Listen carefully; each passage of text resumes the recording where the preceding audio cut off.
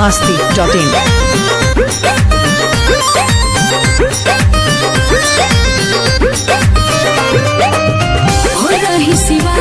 बड़ी भीड़ हो कैसे तू चिन्हवा लागल फिकीर हो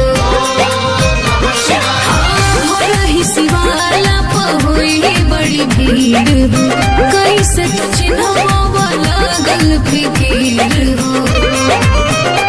हर गेरुआ कलर लिखल बोले बम पर जवन दिल बन के अच्छा जल ढारी कर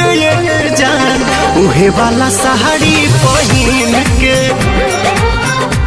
जल ढारी कर जान उहे वाला साड़ी पहिन के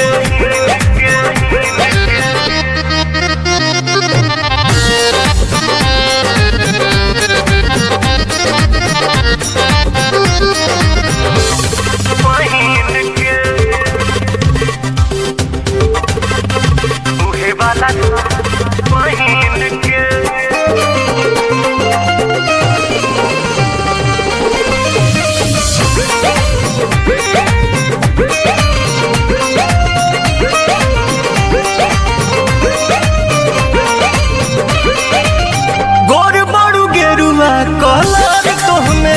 खोली कहली हटी गरी चंदन के गोली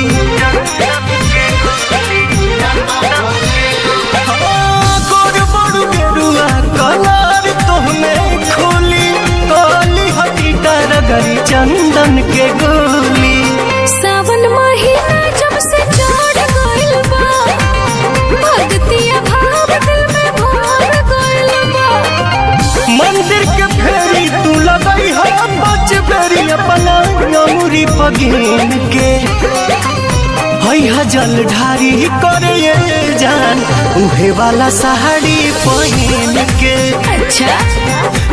जल ढारी करे जान उहे वाला साड़ी पहिन के।